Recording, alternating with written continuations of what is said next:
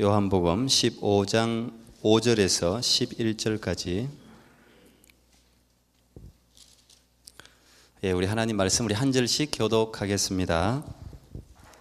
하나님의 음성을 들을 수 있기를 바랍니다.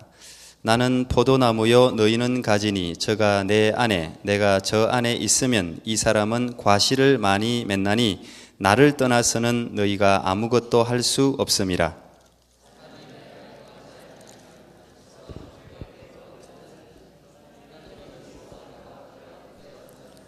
너희가 내 안에 거하고 내 말이 너희 안에 거하면 무엇이든지 원하는 대로 구하라. 그리하면 이루리라.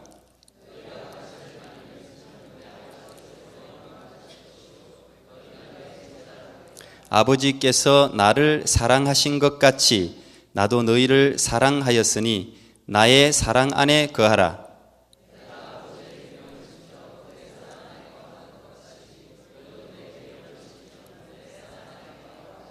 같이요. 내가 이것을 너희에게 이름은 내 기쁨이 너희 안에 있어 너희 기쁨을 충만하게 하려 함이니라. 아멘. 오늘 좋은 관계에서 주보에는 좋은 관계에서 능력이 나옵니다. 이렇게 설교 제목이 나와 있고 저는 또 이렇게 한번 제목을 조금 같은 건데요. 관계가 열매를 결정합니다. 이렇게 또 제목을 새롭게 잡아봤습니다.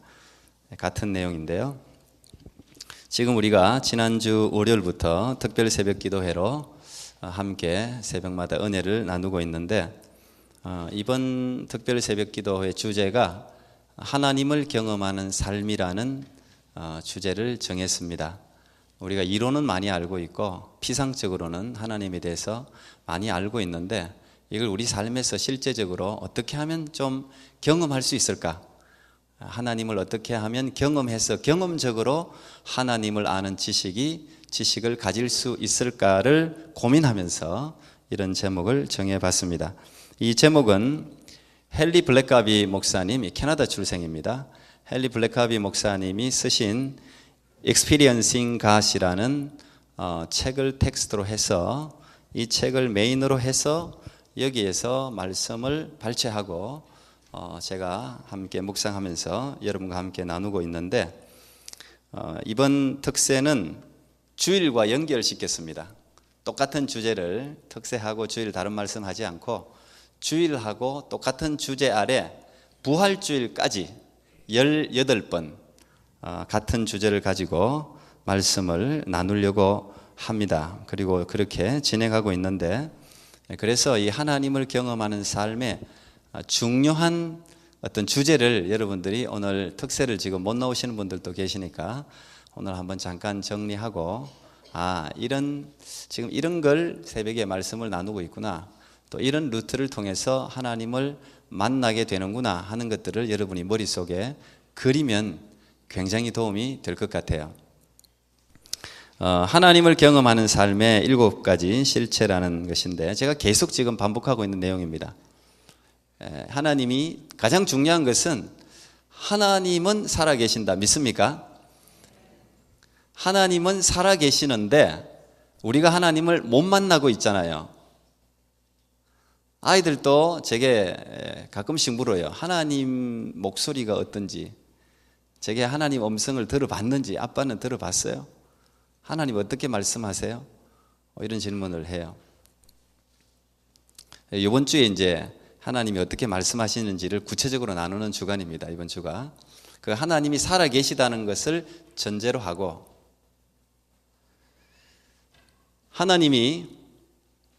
이 하나님이 우리에게 관심을 가지셔서 우리에게 찾아오시죠. 기독교의 하나님의 가장 중요한 특징이 찾아오신다는 것이죠. 모든 종교는 인간이 신을 찾는데 기독교는 신이 인간을 찾는 종교입니다. 찾는데 오늘 하나님의 지팡이 교회가 연합 예배를 드리는구나. 예배 현장에 가자. 그래서 수많은 사람들이 모여있는 현장에만 가는 것이 아니라 한 사람 한 사람의 삶의 현장을 찾아가세요.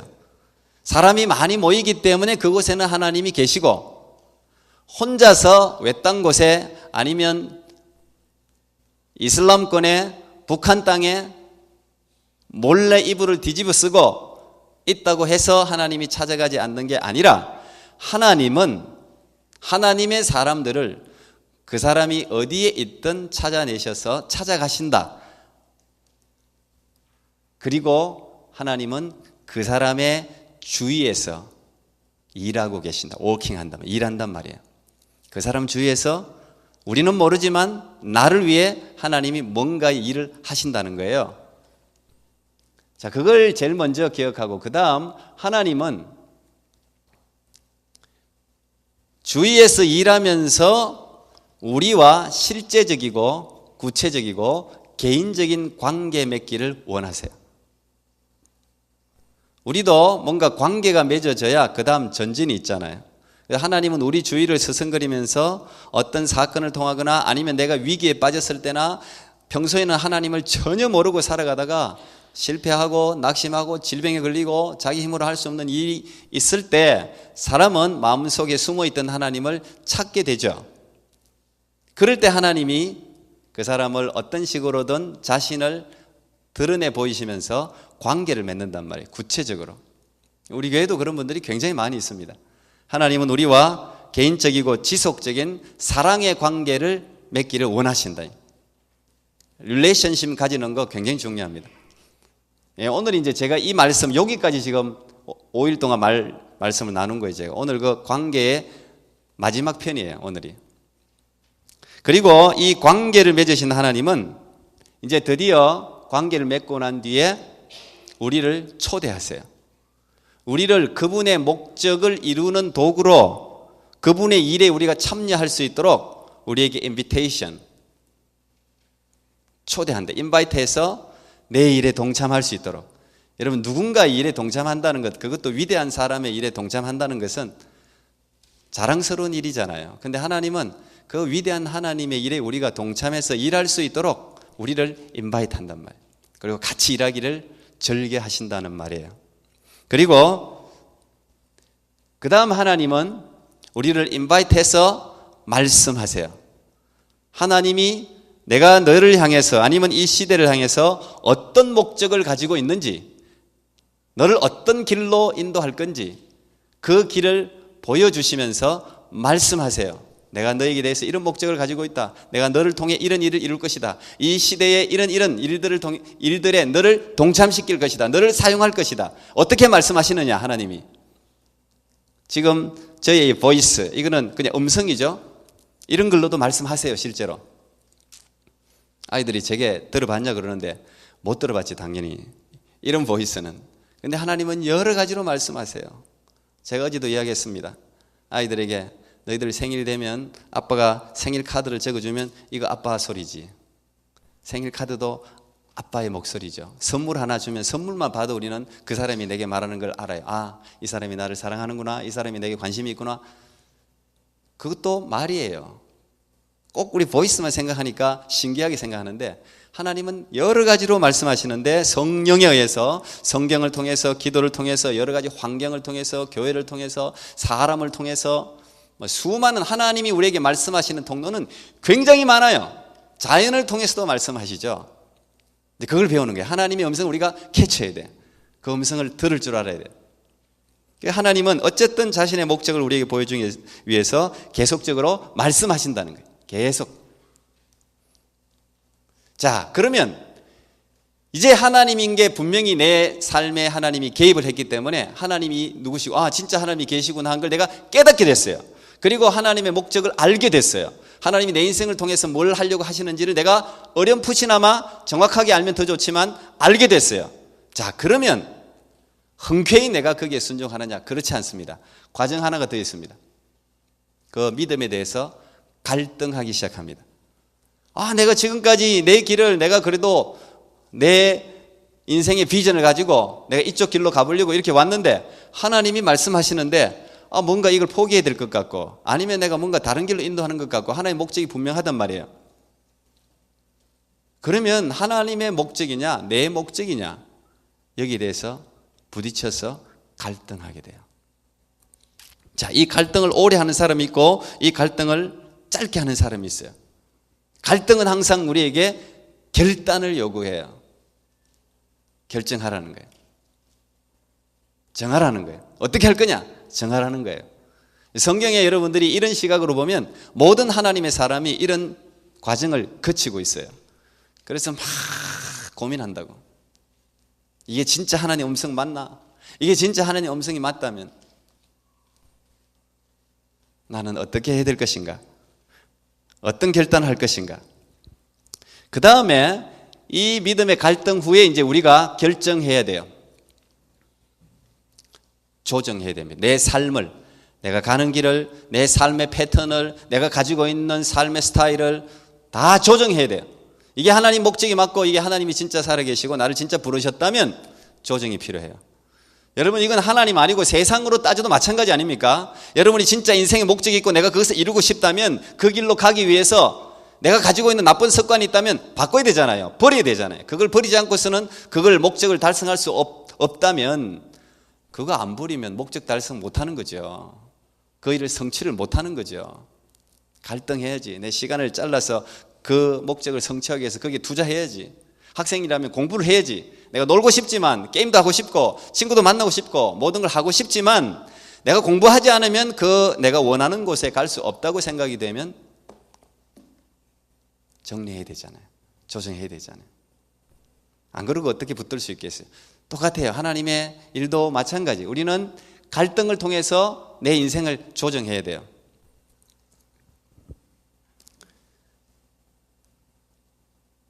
그리고 드디어 결정하고 하나님께서 말씀하신 목적에 오베이, 순종하는 거예요. 예, 그렇게 하겠습니다, 하나님. 예스. 근데 이게요, 굉장한 능력이 있습니다, 여러분. 이게 신앙생활이 참 신기해서 예스 하기 전에는 역사가 안 나타납니다. 막 이렇게 여기까지 뭔가 현상은 있어, 현상은. 뭔가 큰 일이 일어날 것 같아. 징조는 있어.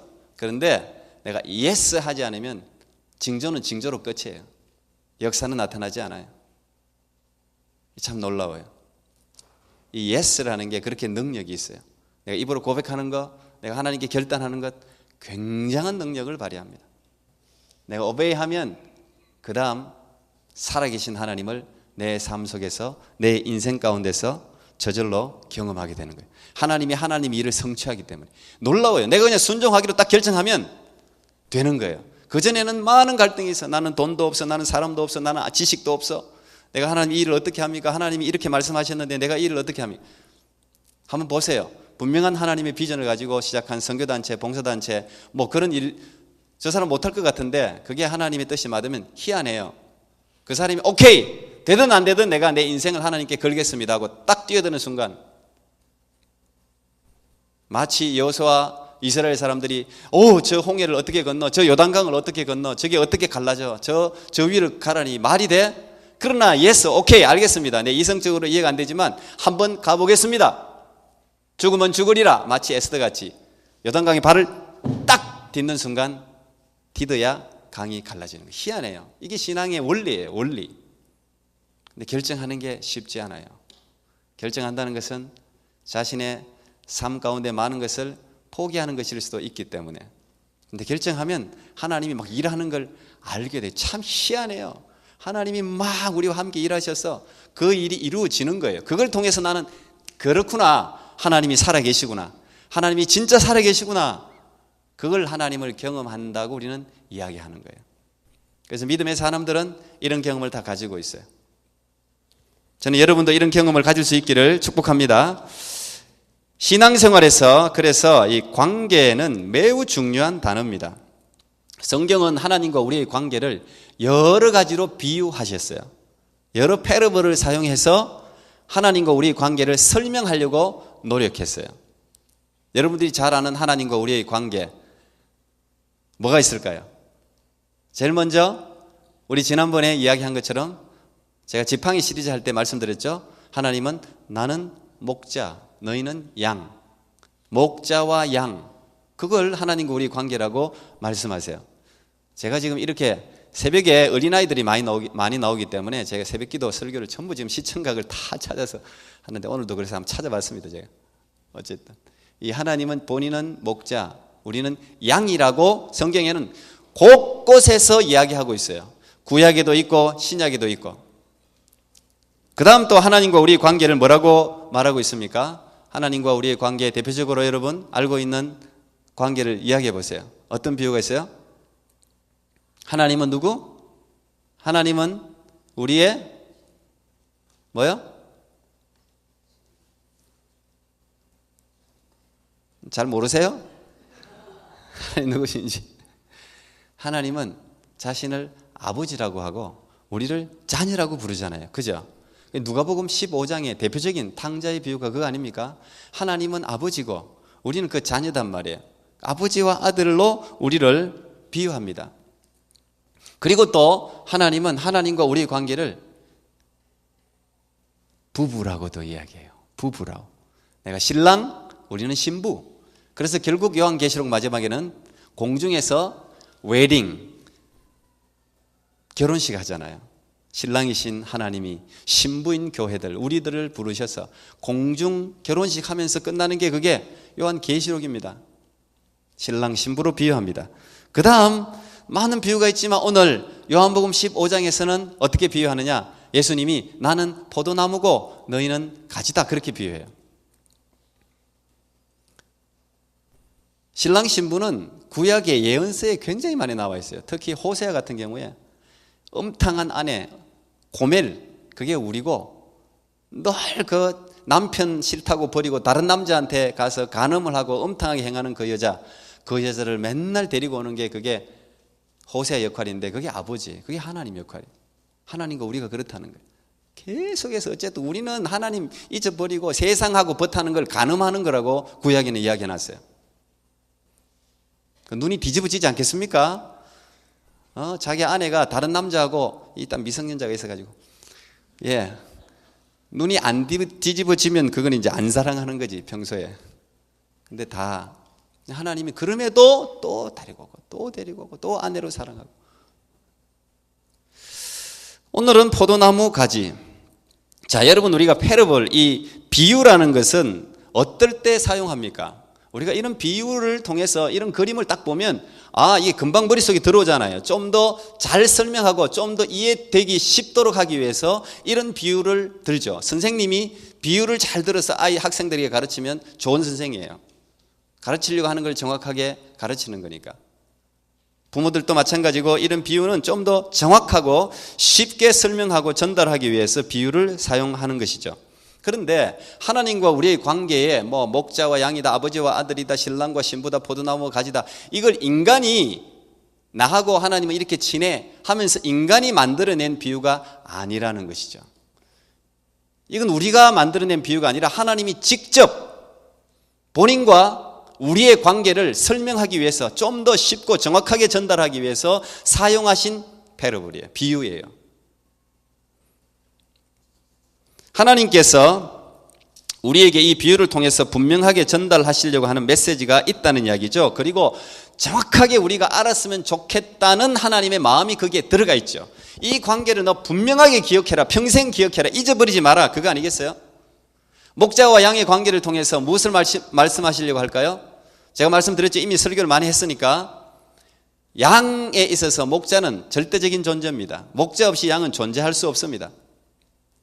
아버지와 아들도 마찬가지예요. 아들은 아버지에게 속해 있어요. 아버지를 통하지 않고 아들은 나올 수도 없고, 탕자도 아버지로부터 재산을 상속받잖아요.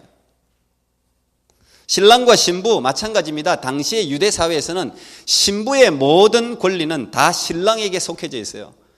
신랑이 신부의 모든 권리를 가지고 있었어요. 포도나무와 가지 마찬가지죠. 예수님이 오늘 직접 요한복음 15장에서 설명하고 계시듯이 가지는 포도나무와 연결되어 있지 않으면 죽습니다. 무슨 말입니까? 하나님이 이런 관계, 이런 비유를 통해서 우리에게 하시고자 하시는 말씀이 뭐예요? 너희들은 나를 떠나서는 절대 살 수 없는 존재다, 그 말 아니겠어요? 그리고 너희들은 내게 속해 있다. You belong to me. 너희들은 내게 속해 있다. 너희들은 나를 의존해야 되는 존재다. 그런 뜻이 포함되어 있겠죠. 두 번째는 무슨 의미가 거기에 포함되어 있을까요? 목자, 잘 보세요. 목자와 양, 아버지와 아들, 신랑과 신부. 어떤 관계입니까? 우리가 세상에서 볼 때 어떤 관계예요? 세상에서 가장 친밀한 관계, 가장 사랑스러운 관계를 들라고 하면 이 관계 아니에요. 부부지간, 부모와 자녀지간, 세상에서 볼 수 있는 가장 친밀한 관계 아닙니까? 목자와 양도 마찬가지, 아름다운 관계죠.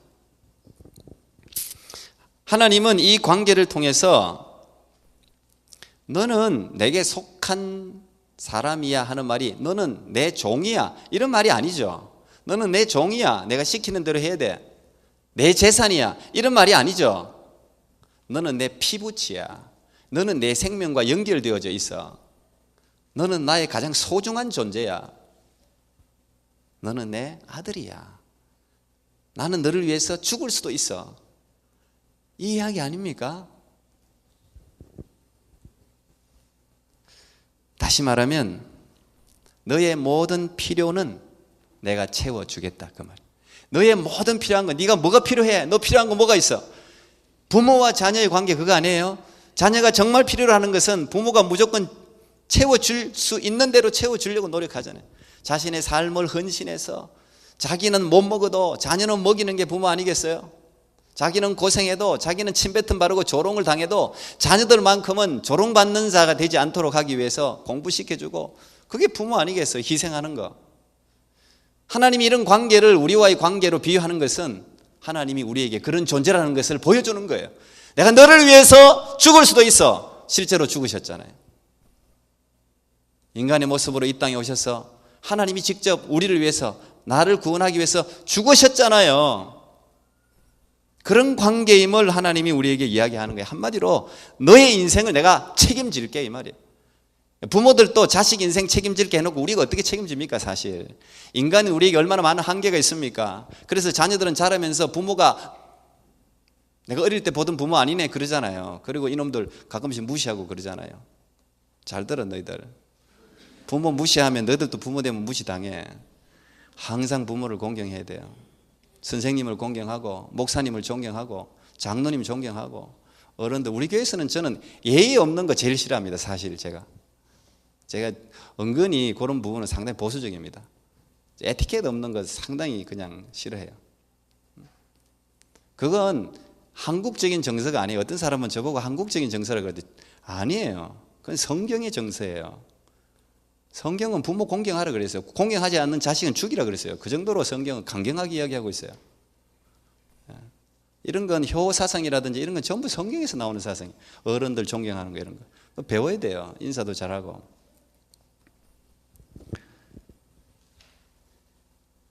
하나님은 우리 인생을 내가 책임지겠다. 너희들에게 필요한 것은 내가 채워주겠다. 이 관계를 통해서 그런 말씀을 하고 있다는 것이죠. 오늘 요한복음 15장 7절에 보니까 너희가 내 안에 거하고 내 말이 너희 안에 거하면 무엇이든지 원하는 대로 구하라. 그리하면 이루리라. 그리하면 이루리라. 우리 교회는 이럴 때 아멘을 안 하시네. 우리는 믿음이 좋아서 우리는 사실 아멘 많이 하는 분위기는 아닌데 그 지난주 손님들 오면 아멘 많이 하시더라고요. 그렇죠? 잘 배운 거예요. 왜냐하면 담임 목사는 맨날 보는 사람이니까 외부에서 강사들 오면 접대를 해줘야 돼요. 진짜 은혜스러워서도 그렇지만 왜냐하면 강사님들은 와서 은혜를 끼치야지 본인이 할 역할을 다 했다고 생각하기 때문에 아멘하고 정성금 모시고.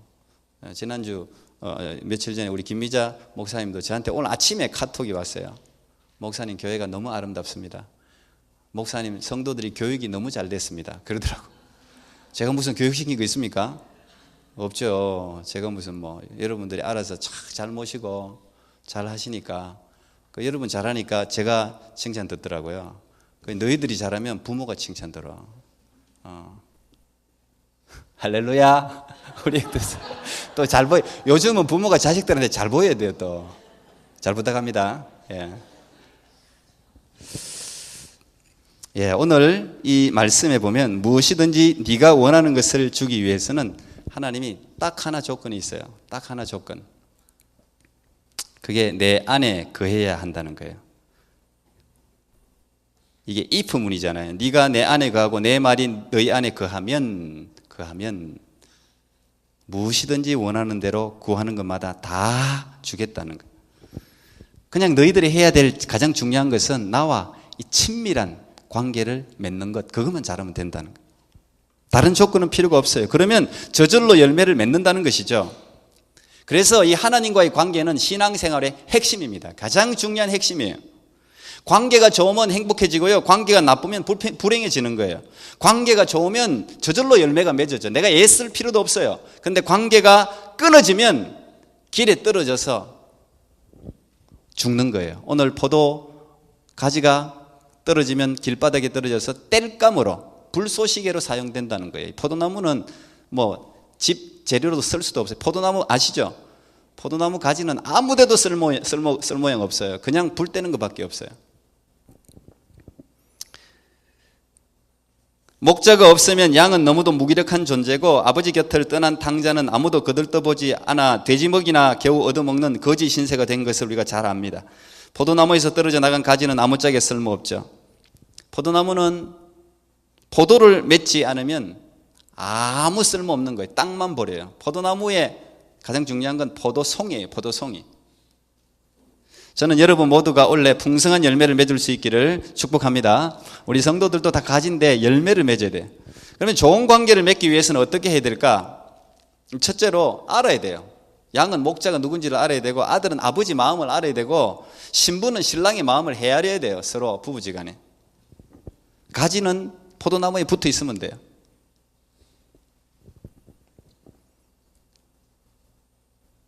양이 자기가 따라가는 목자가 자기를 얼마나 사랑하는지를 알면 더 이상 갈등할 필요가 없어요. 저 목자 따라가도 되나? 그럴 필요 없어요.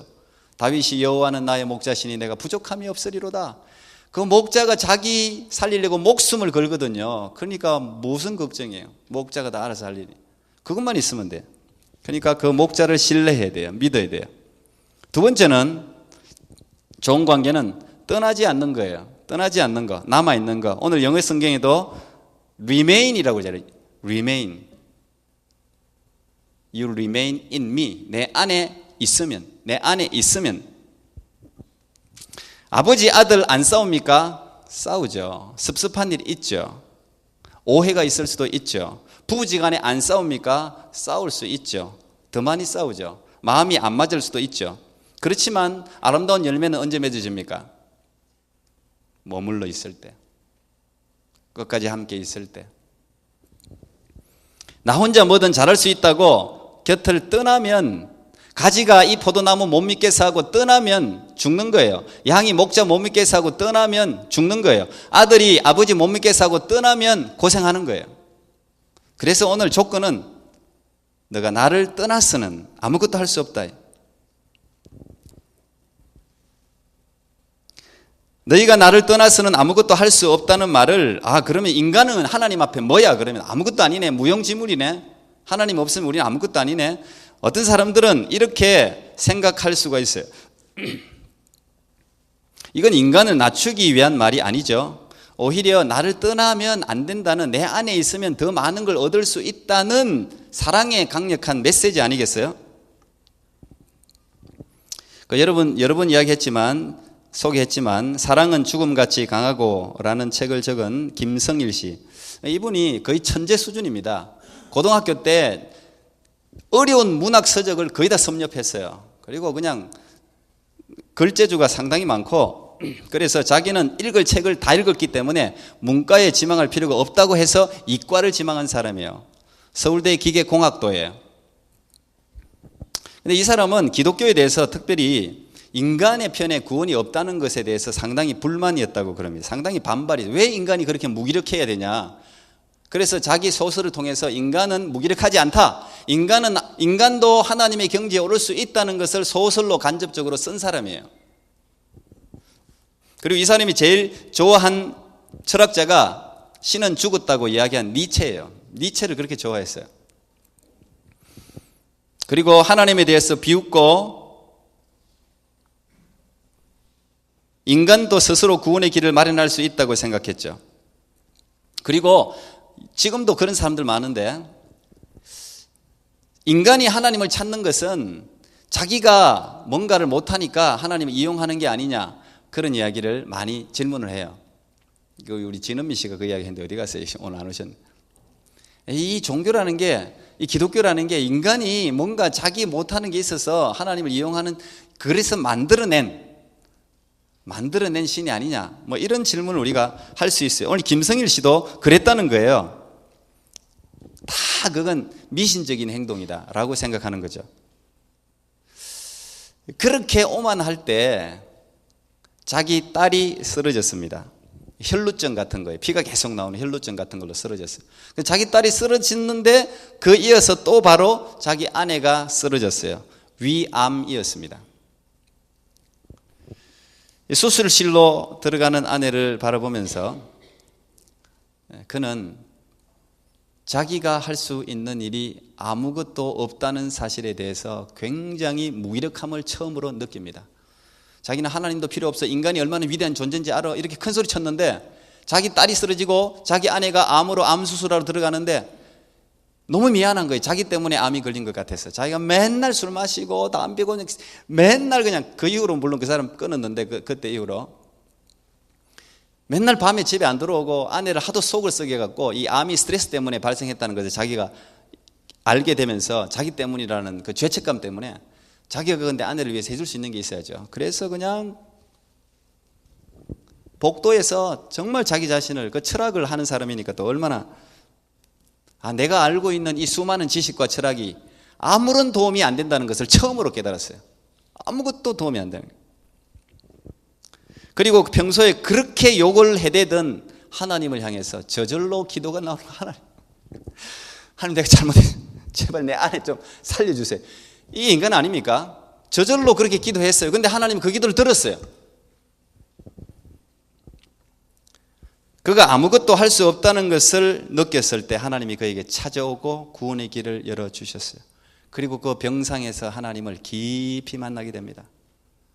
그 문학도니까 성경을 문학책처럼 창세기부터 줄을 쳐가면서 밤새 읽으면서, 자기는 누가 가르쳐 준 것도 아니에요. 저절로 성경 읽으면서 하나님을 실제적으로 경험했어요. 만났어요. 그리고 하나님이 없다고 자기 소설을 통해서 알리던 사람이 이제는 하나님이 있다고 자기 소설과 글들을 통해서 알리는 사람으로 바뀌었죠.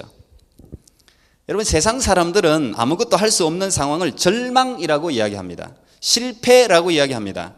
포기하라고 이야기합니다. 이제 끝났다, 그렇게 이야기합니다. 그리고 그건 실제로 사실입니다.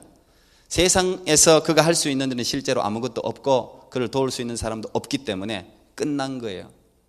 포기해야 되는 게 맞아요. 그런데 하나님은 우리가 아무것도 할 수 없다고 고백하는 순간 일을 시작하세요. 아무것도 할 수 있는 힘이 아무것도 남아있지 않을 때, 모든 사람이 나를 떠났을 때, 그때 일을 시작하시는 게 하나님이세요. 이 놀랍습니다. 이게 파라독스예요. 역설이에요. 하나님은 오히려 그 순간을 기다리세요. 우리가 힘을 빼는 순간, 우리가 낮아지는 순간, 자기의 무기력을 고백하는 순간을 기다려요. 그리고 내 안에 찾아오셔서 일하기 시작한다는 것이죠.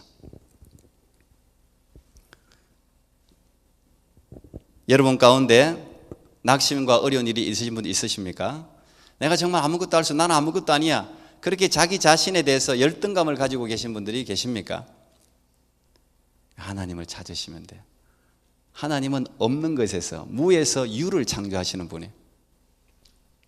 하나님은 완전히 쓰러진 사람을 이끌어 세우는 분이에요. 여러분의 삶에 그런 역사가 일어나기를 축복합니다. 여러분, 수많은 사람들이 열매를 맺기 위해서 노력하잖아요. 성공하기 위해서 노력하잖아요. 얼마나 노력합니까? 근데 오늘 하나님은 뭐라고 말씀하십니까? 너희가 내 안에 거하고 내 말이 너희 안에 거하면, 너희가 내게 붙어 있으면 저절로 열매를 맺나니, 저절로 열매를 맺나니. 모든 신앙생활의 핵심 키워드는 관계입니다.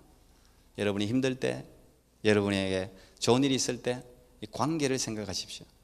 관계가 바르게 되면 언제나 내가 노력하지 않아도 하나님이 하나님의 끝으로 우리에게 채워주셔서 저절로 열매가 맺어지는 그런 놀라운 일들이 있을 줄 믿습니다. 여러분의 삶에 그런 놀라운 일들이 하나님의 일하심을 경험하는 역사가 계속적으로 일어나기를 축복합니다. 아멘.